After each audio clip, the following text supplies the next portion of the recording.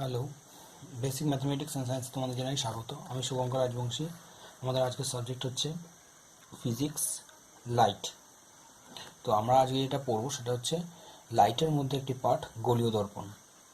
তো আমরা আগে যেখানে পড়েছিলাম দর্পণে আগে পর্যন্ত সমতল দর্পণ পর্যন্ত পড়েছিলাম। তো আজকে আমরা গোলীয় দর্পণ নিয়ে আলোচনা করব। চলুন শুরু করা যাক। তো গোলীয় দর্পণ কাকে বলে? গোলীয় দর্পণ হচ্ছে কোনো প্রতিফলক তল যদি কোনো গোলকের অংশ হয় তবে তাকে গোলীয় দর্পণ বলে। অর্থাৎ আমরা যেটা প্রতিফলক তল পড়েছিলাম এতক্ষণ পর্যন্ত আমরা সেটা সমতল দর্পণ পড়েছিলাম। এটাকে বলে সমতল দর্পণ। সমতল দর্পণ। এবার যেটা বলবো সেটা হয় এইরকম টাইপের হতে পারে সমতল দর্পণ, অথবা এইরকম টাইপের হতে পারে।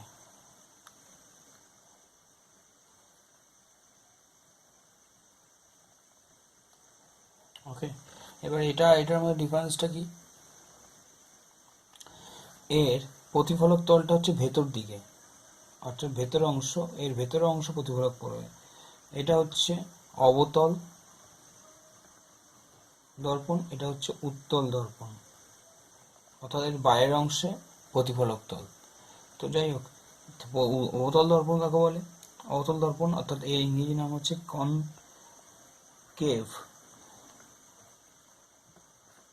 কনকেভ মিরর, আর এটা হচ্ছে কনভেক্স মিরর। কনকেভ মিরর কাকে বলে, অর্থাৎ অবতল দর্পণ কাকে বলে? অবতল দর্পণ হচ্ছে কোনো গোলীয় দর্পণের যদি ভেতরের পৃষ্ঠটা অবতল প্রতিফলক তল হিসেবে কাজ করে। অর্থাৎ কোনো গোলক আছে, কোন দর্পণ আছে, তার ভেতরে কোনো আলোক রশ্মি আসলো সেটা প্রতিফলিত হয়, তবে এই ধরনের প্রতিফলককে বলা হয় অবতল দর্পণ। আর যদি কোনো গোলকের বাইরের পৃষ্ঠ প্রতিফলক হিসেবে কাজ করে, অর্থাৎ আলোক রশ্মি এসে বাইরে দিয়ে বেরিয়ে যায়, তাহলে এই ধরনের দর্পণগুলোকে বলা হবে উত্তল দর্পণ। ওকে, আচ্ছা, এবার আমরা কিছু অবতল দর্পণ উত্তল দর্পণের কিছু কিছু অংশ আমরা আলোচনা করব।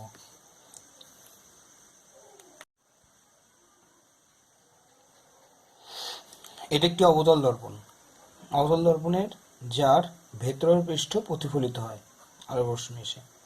তো এখানে যে অংশটুকু নিয়ে কাটা হয়েছে, ধরে নাও এইটুকুনি অংশ দর্পণের এখান থেকে, এটা যদি এম হয় তাহলে এটা এম ড্যাশ।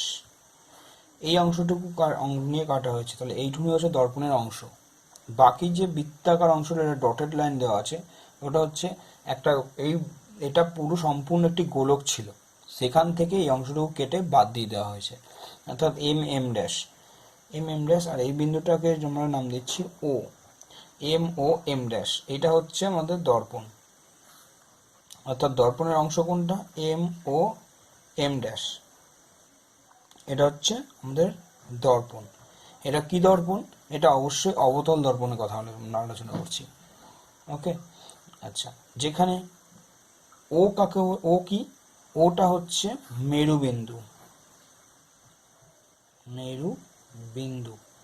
এখন মেরুবিন্দু কাকে বলে? গোলীয় দর্পণের প্রতিফলক তলের মধ্যবিন্দু, অর্থাৎ এখানে এম আর এম ড্যাশ এর এই পুরো অংশটার মধ্যবিন্দু হচ্ছে ও। ওকে, এইটা পুরোটা যদি 10 সেন্টিমিটার হয় তবে এটা হয়ে যাচ্ছে, এখান এম ও হচ্ছে 5 সেন্টিমিটার। ক্লিয়ার হলো? তাহলে এইখানে এম ও এম ড্যাশ এর যে দর্পণটা যে দর্পণটা কাটা হয়েছে সেই দর্পণের মধ্যবিন্দু হচ্ছে ও, তাকে বলা হয় মেরুবিন্দু বা মেরু। ওকে, ইংরেজিতে এটা বলা হয় পোল। আচ্ছা, আর সি কাকে বলে? সিটাকে বলা হয় বক্রতা কেন্দ্র।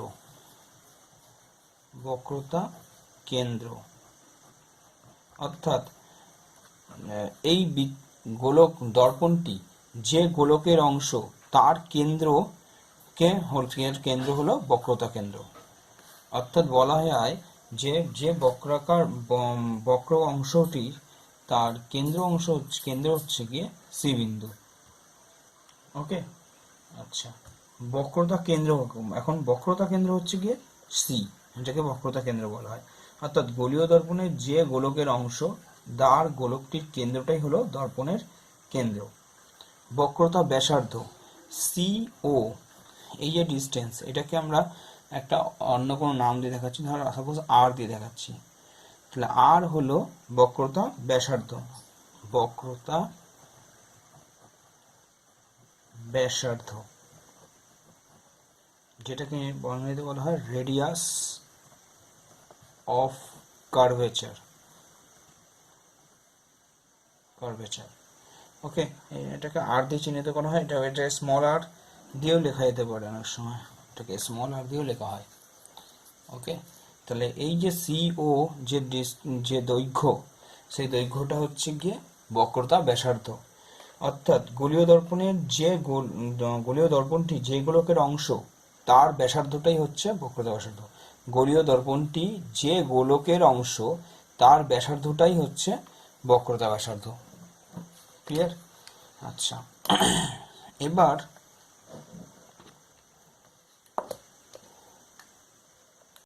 সি এক্স, অর্থাৎ সি আর এক্স, এই দুটো এই যে সি আর এক্স এর যুক্ত যে সরলরেখা, অর্থাৎ এটা এক্স আর এক্স ড্যাশ পর্যন্ত গেছে, সেইটা অক্ষটাকে বলা হয়, সেই সরলরেখাটা বলা হচ্ছে প্রধান অক্ষ। কি বললাম? সেই অক্ষটাকে বলা হয় প্রধান অক্ষ, প্রিন্সিপাল অ্যাক্সিস। এটা সংজ্ঞাটা কি? এটা সংজ্ঞাটা হবে গোলীয় দর্পণের মধ্যবিন্দু, ও বক্রতা কেন্দ্র দিয়ে অঙ্কিত সরলরেখাই হচ্ছে প্রধান অক্ষ, বা এটাকে বলা হয় প্রিন্সিপাল অ্যাক্সিস। আচ্ছা, এবার হচ্ছে উন্মেষ। উন্মেষ কাকে বলে? উন্মেষটা হচ্ছে যে অংশটা, অর্থাৎ M C M R M dash, M dash, এই যে অংশটুকু, এই অংশটুকু যে সরলরেখা দ্বারা যুক্ত, এম ড্যাশ যে সরলরেখা দ্বারা যুক্ত, সেটাকে বলা হচ্ছে উন্মেষ। ওকে, অর্থাৎ গোলীয় দর্পণের ছেদের, মানে প্রধান ছেদের দুই প্রান্তবিন্দুকে যোগ করলে যে সরলরেখা পাওয়া যায়, অর্থাৎ এম ড্যাশ যে একটা সরলরেখা পাওয়া যায়, ডট ডট লাইন দেওয়া আছে, এই সরলরেখাকে বলা হয় উন্মেষ। এটা ইংরেজি নাম হচ্ছে অ্যাপারচার। আর একটা নাম আছে যেটাকে বলা হয় কৌণিক উন্মেষ। অর্থাৎ এই যে ছেদ অংশ এম আর এম ড্যাশ, এটা কেন্দ্রের সঙ্গে যে কোণ করে, অর্থাৎ যে কোণ করেছে, এখানে কেন্দ্রের সঙ্গে একটা কোণ করেছে, সেই কোণটাকে বলা হয় কৌণিক উন্মেষ।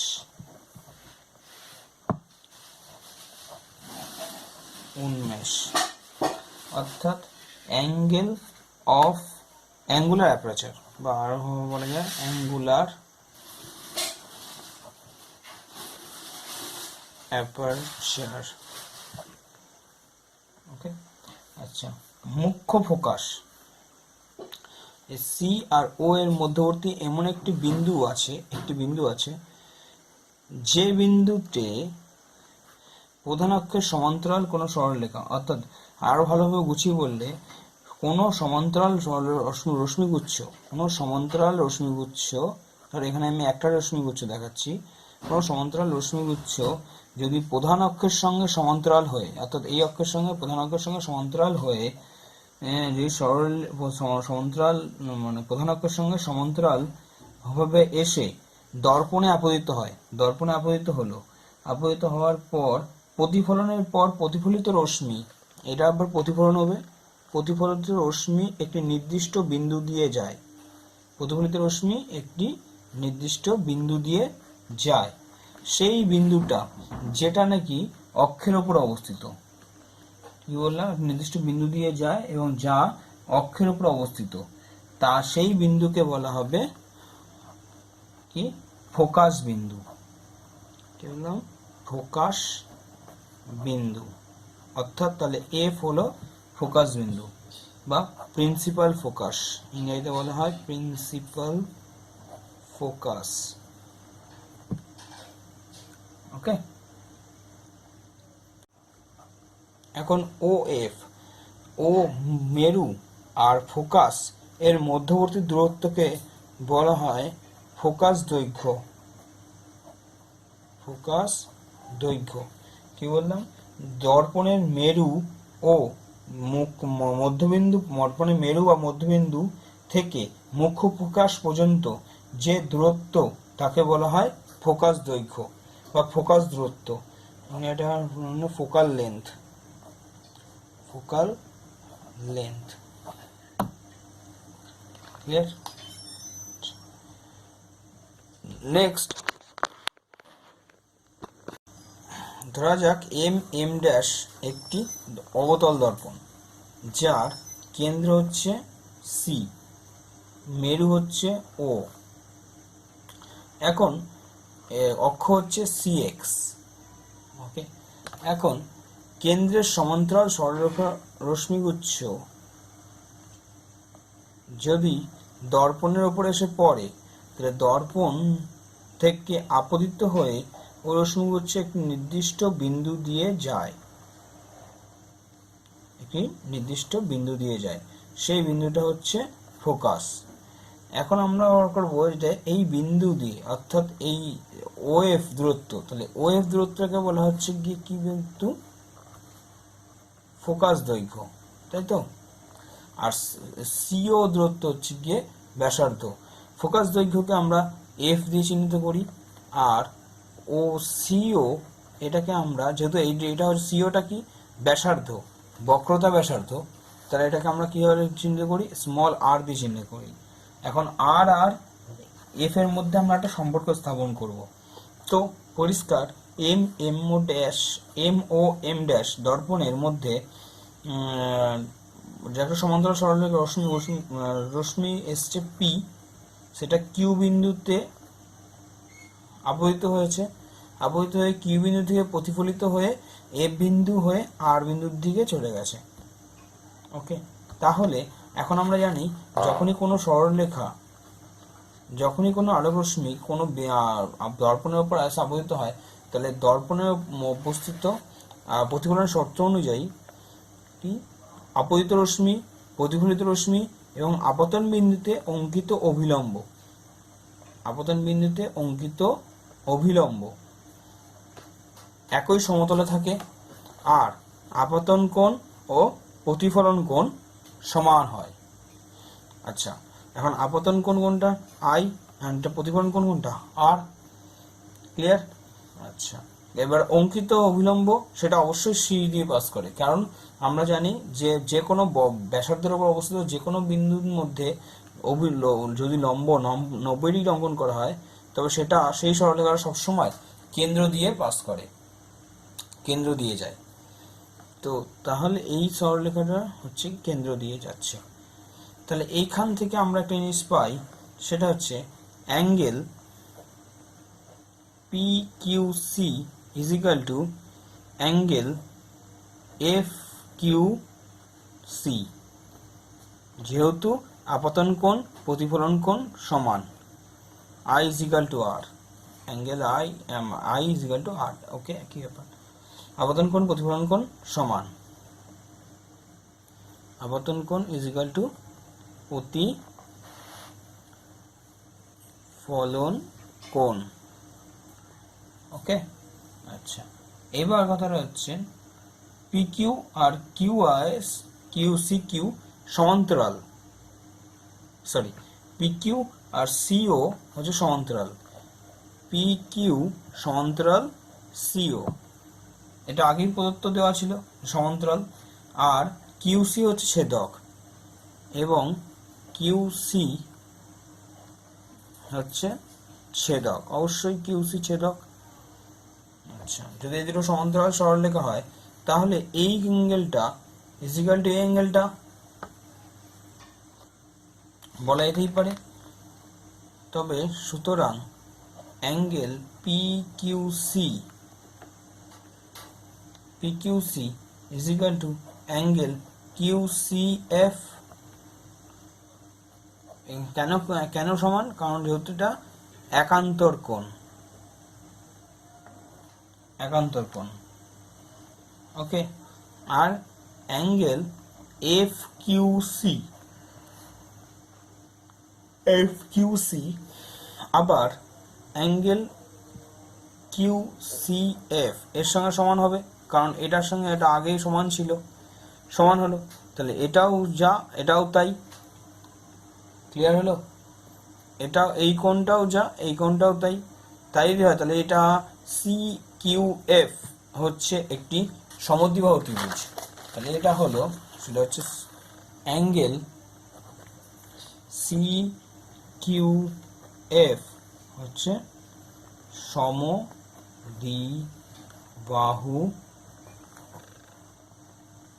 ত্রিভুজ। তাহলে এখান থেকে ক্লিয়ার হচ্ছে যে F Q is equal to F C, F Q is equal to F C.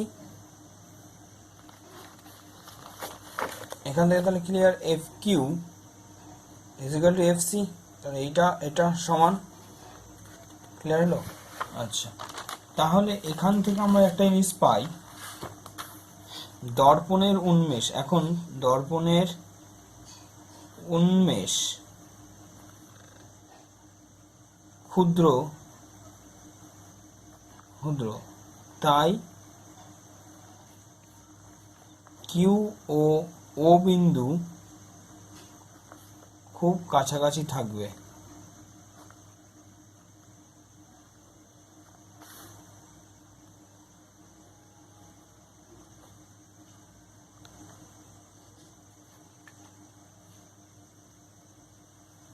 সুতরাং সুতরাং F O is equal to F C বলা যেতেই পারে। এফ ওটা কি, এখান থেকে এইটুকুনি দূরত্ব, এখান থেকে এইটুকুনি দূরত্ব, এই দূরত্বটুকু হচ্ছে এফ ও, আর এইটুকুনি দূরত্বই হচ্ছে এফ সি। কারণ এইটা যদি সমান হয় তাহলে এইটা সমান সমান এটা বলা যেতেই পারে। প্রতিফলনের সূত্র অনুযায়ী। ওকে, আর সমাবস্থা বলছি, আর সমান্তরাল সরলরেখা ও ছেদকের সূত্র অনুযায়ী। তবে অ্যাঙ্গেল হচ্ছে F O is equal to F C, অর্থাৎ F O is equal to half of O C.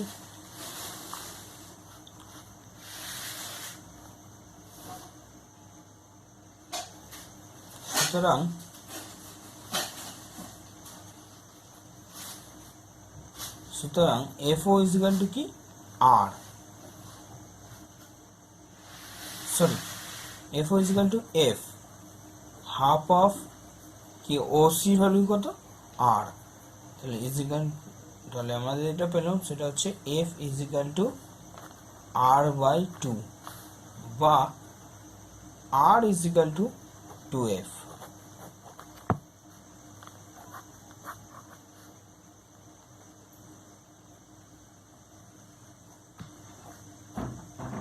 প্রমাণিত। ক্লিয়ার?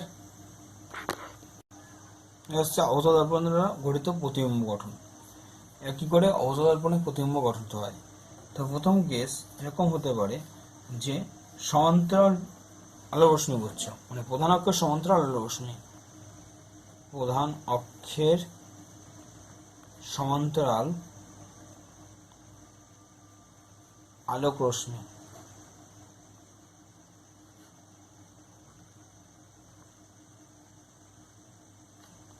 দু নম্বর হচ্ছে ফোকাস বিন্দুর মধ্যে দিয়ে যাওয়া আলোক রশ্মি। ফোকাস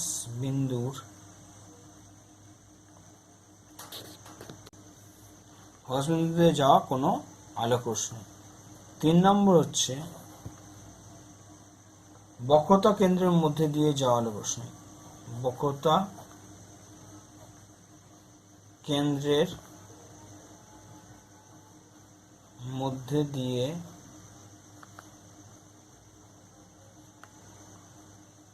যাওয়া কোনো রশ্মি।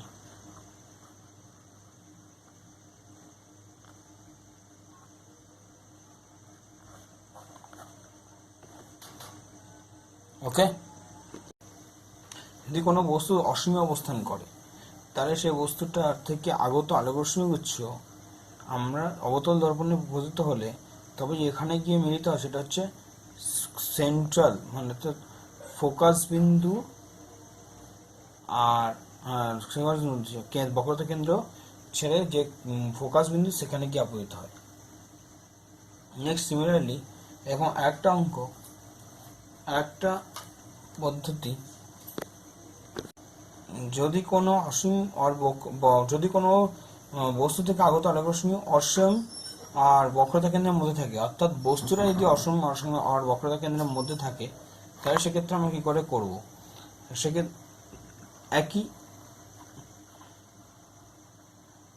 একটা অবতল দর্পণ করা হলো, এটা সেন্টার, এটা বক্রতা কেন্দ্র। এখন যেহেতু অসীম আর বস্তুর মধ্যে থাকে অর্থাৎ এরকম জায়গায় থাকবে, তো এখান থেকে একটা সমান্তরাল সরলরশ্মি অঙ্কন করলে এই সমান্তরাল সরলরশ্মি এফ বিন্দু আর সি বিন্দু এর মধ্যবর্তী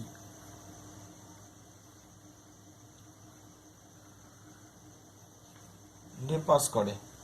সিমিলারলি অপর একটা রশ্মি ডাইরেক্ট সি বিন্দু দিয়ে পাস করে।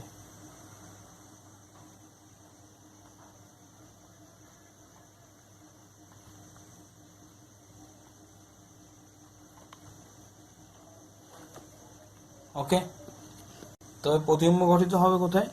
সি আর এফ এর মাঝখানে। তার প্রতিবিম্ব গঠিত হবে সি ও এফ এর মধ্যে, প্রতিবিম্ব গঠিত হবে। আর যদি বক্রতা কেন্দ্রে অবস্থান করে, বক্রতা কেন্দ্র দিয়ে পাস করে, তাহলে এখানে কোনো আলোকরশ্মি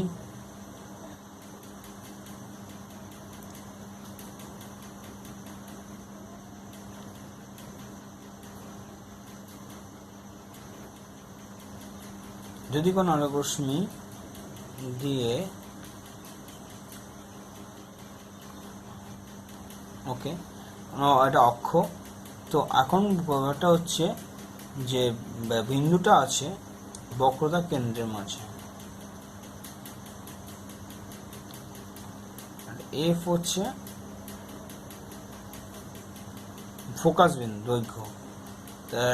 তাহলে কোনো সরলরেখা, কোনো বস্তু যদি বক্রতা কেন্দ্রের মধ্যে অবস্থান করে তাহলে সেক্ষেত্রে বস্তু দিয়ে ডাইরেক্ট সরলরেখা সমান্তরাল বরাবর যাবে, গিয়ে সেটা এফ দিয়ে পাস করবে, ফোকাস দিয়ে পাস করবে। আর একটা সরলরেখা যেটা এফ বিন্দু দিয়ে যাবে, কিন্তু কোথাও পাস করেনি, সেটা পাস করলে যেটা যাবে সেটা হচ্ছে অন্য কোনো একটা অক্ষের সমান্তরাল হবে, সরল যাবে, অঙ্কন করবে, অক্ষের সমান্তরাল হবে, অক্ষের সমান্তরাল হয়ে পাস করবে। এবার এই দুটো সরলরেখা যে বিন্দু থেকে মিলিত হবে সেটা আদতে সি বিন্দুতেই গঠিত হবে, যেখানে গঠিত হবে সেটা হচ্ছে সি বিন্দুতে। তাহলে এখানে ইমেজ যেটা তৈরি হবে সেটা কোথায় তৈরি হবে? এখানে তাহলে প্রতিবিম্ব গঠিত হবে বিম্ব সি বিন্দুতে। ওকে, এবার যদি কোনো বস্তু বক্রতা কেন্দ্র আর ফোকাসের মধ্যে অবস্থান করে, অর্থাৎ এই জগৎ তৈরি হচ্ছিল এইভাবে, বাইরে থেকে সংক্রমণ আসছে, এখন কথা হচ্ছে বক্রতা কেন্দ্র আর ফোকাসের মধ্যে, অর্থাৎ এটা যদি ফোকাস হয়, বক্রতা কেন্দ্র হচ্ছে এরকম জায়গায়, তাহলে বক্রতা কেন্দ্র আর ফোকাসের মধ্যে অর্থাৎ এরকম জায়গায়, কোনো জায়গায়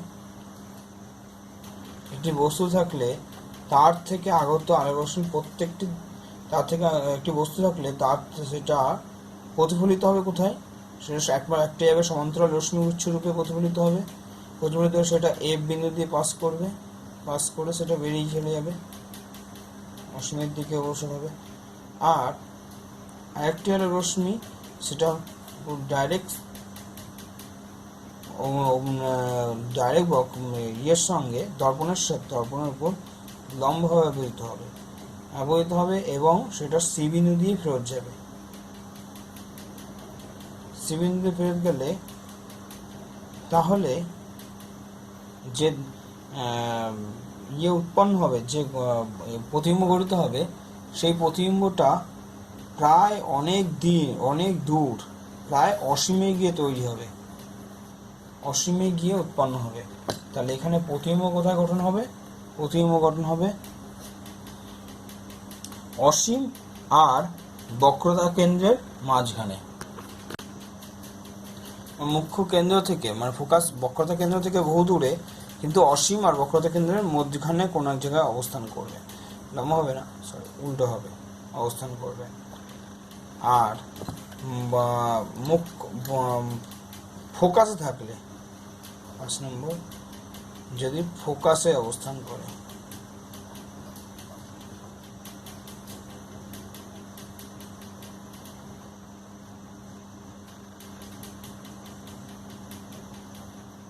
থাকলে সেক্ষেত্রে কি হবে? তো সেক্ষেত্রে হবে দর্পণ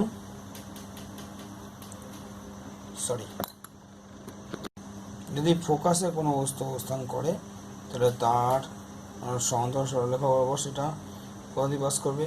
প্রথম কথা, এর সমান্তরাল সরলরেখা একটা পাস করবে এই বরাবর, মানে এখান থেকে হবে সেটা এফ দিয়ে পাস করবে। এই বরাবর সমান্তরাল সরলরেখা আছে তাহলে সেটা সেই বস্তুর মাথা দিয়ে যাবে এবং সেটা এফ দিয়ে পাস করবে। আর একটা কি ডাইরেক্ট কোন একটা সরলরেখা, একটি সরলরেখা সেটা সি বিন্দু দিয়ে পাস করবে এবং বহুদূর পর্যন্ত যেতে থাকবে। তাহলে এবার দেখা যায় যে এই দুটো সরলরেখা পরস্পরকে মিট করছে কিন্তু বহুদূর, অসীম দূরত্বে।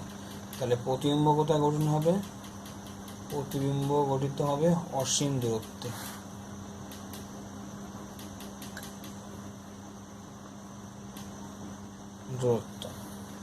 ক্লিয়ার?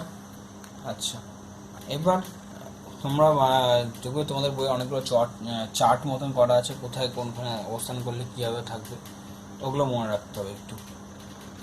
নেক্সট পার্টটা আছে প্রতিসরণ।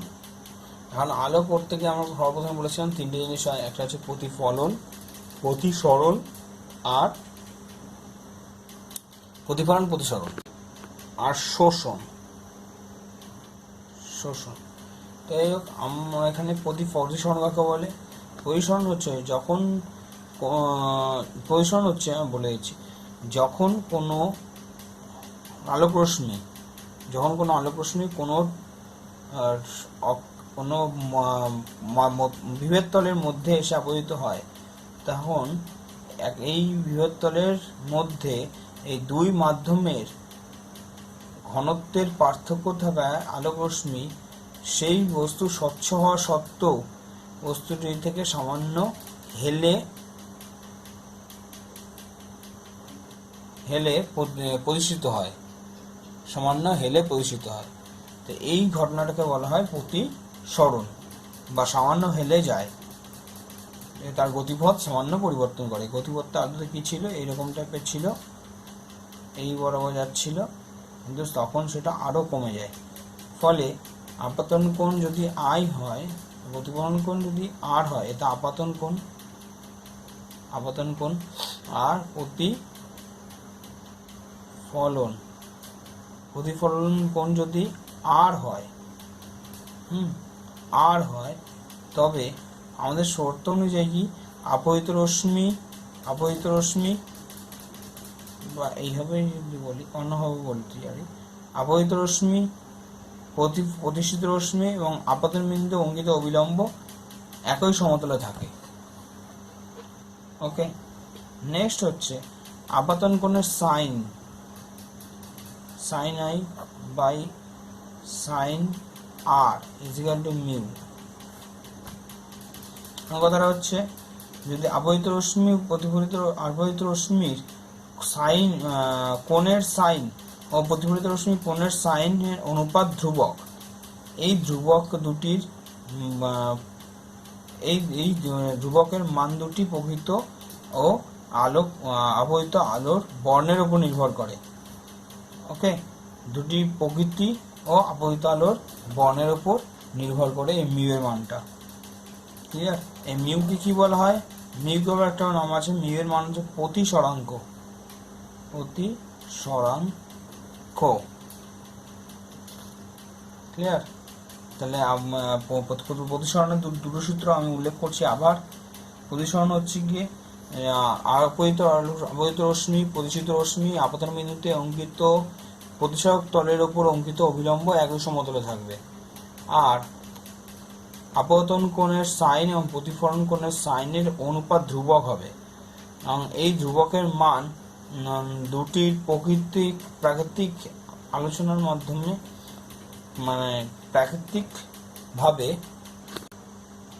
এই আপতিত আলো রশ্মির মান, মানে এটা আপতিত আলো রশ্মি মানে ধ্রুবকের মানটা আদতে কি কার উপর নির্ভর করে? ধ্রুবকের মান হচ্ছে আপতিত রশ্মির প্রকৃতি ও আপতিত রশ্মির আলোর বর্ণের উপর নির্ভর করে। এখন কথাটা হচ্ছে আলোর বর্ণের উপর নির্ভর করছে, আপতিত রশ্মির মানের প্রকৃতির উপর নির্ভর করছে। কথাটা হচ্ছে যখন সরলরেখা বরাবর গতিশীল হওয়ার কথা ছিল তখন সেটা এই পথে না গিয়ে একটু বেঁকে প্রবাহিত হয়। এবার এটা কোন বস্তুর ক্ষেত্রে? সেটা অনেক রকম বস্তুর ক্ষেত্রে এক এক রকম হয়। যেটা স্বচ্ছ মাধ্যমের মধ্যে দিয়ে অর্থাৎ আলো আসলো, এসে প্রতিফলিত হয়ে গেল। তাহলে এখানে যে অ্যাঙ্গেলটা উৎপন্ন হচ্ছে সেই অ্যাঙ্গেলটা এর সঙ্গে সমান হচ্ছে, বলে আপতন কোণ প্রতিফলন কোণ সমান হচ্ছে এই অনুযায়ী। কিন্তু এখানে একটা অপহিত রশ্মি এসে পড়ছে, সেটা আর সেই পথে যাচ্ছে না, সেটা সামান্য একটু হেলে প্রবাহিত হচ্ছে। কারণ যে ইয়ের সঙ্গে যে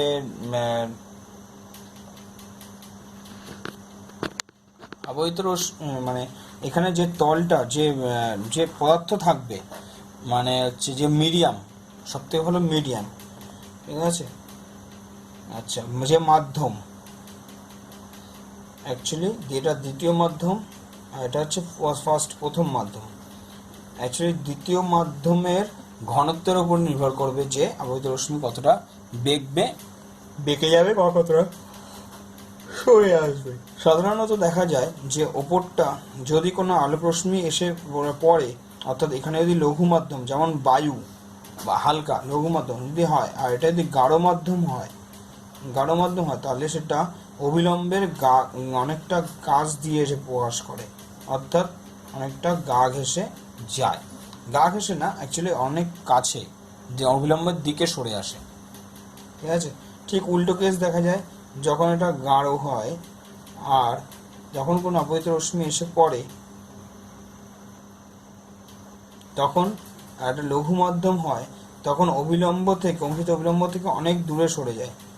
তখন সেক্ষেত্রে গতিপথ ছিল এইরকম বরাবর, কিন্তু সেটা প্রতিষ্ঠিত হয়ে দূরে সরে যায়। তা অর্থাৎ এখানে যে অ্যাঙ্গেলগুলো ফর্ম হচ্ছে, প্রত্যেকটা অ্যাঙ্গেল তৈরি করছে, এই অ্যাঙ্গেলগুলোর প্রত্যেকটার মান আলাদা। অর্থাৎ এটা যদি আই, এটা আর হয়, তবে সাইন আই বাই সাইন আর এর মানটা যে মিউ হবে, এটা মাধ্যমের ওপর নির্ভরশীল। ক্লিয়ার হলো? এই মিউকে প্রতিসরাঙ্ক বলা হয়। এই প্রতিসরাঙ্ক হচ্ছে পরম প্রতিসরাঙ্ক। দুরকম প্রতিসরাঙ্ক, আপেক্ষিক প্রতিসরাঙ্ক আর পরম প্রতিসরাঙ্ক। পরম প্রতিসরাঙ্ক পরম প্রতিসরাঙ্ক কাকে বলে? যখন কোনো আলোক রশ্মি শূন্য মাধ্যম, এটা যদি শূন্য মাধ্যম বা বায়ু মাধ্যম হয়, বায়ু মাধ্যম দিয়ে এসে অন্য কোনো মাধ্যমে আপতিত হয়, তখন সেই ধরনের প্রতিসরাঙ্ক বলা হয় পরম প্রতিসরাঙ্ক। বা উল্টোভাবে বলা যায়, শূন্য মাধ্যম থেকে যদি বায়ু মাধ্যমে এসে পতিত হয়, তাহলে সেই ধরনের মাধ্যমকে বলা হয় পরম প্রতিসরাঙ্ক। ওকে, অর্থাৎ আরো ভালোভাবে বললে, যখন কোনো আলোক রশ্মি যদি শূন্য মাধ্যম থেকে এসে অন্য কোনো মাধ্যমে আপতিত হয়, তবে তার যে ক্ষেত্রে মান, এই অ্যাঙ্গেলগুলোর মানের অনুপাত যেটা মিউ হবে, তখন সেক্ষেত্রে তাকে ওই মাধ্যমের পরম প্রতিসরাঙ্ক বলা হয়। আর যদি হতে পারে, যদি যেমন ধরো যদি জল থেকে এসে কোনো কাছে পড়লো, তাহলে সেটা জল থেকে এসে কাছে পড়লে গাছে গাঢ় বেশি, এখানে গা ঘেসে পড়বে, অনেকটা গায়ের দিকে সরে যাবে, অবিলম্বর দিকে সরে আসবে। তো কাছ থেকে যখন জল থেকে কাছে পড়লো, তখন সেই ধরনের প্রতিসরাঙ্ক হচ্ছে আপেক্ষিক প্রতিসরাঙ্ক।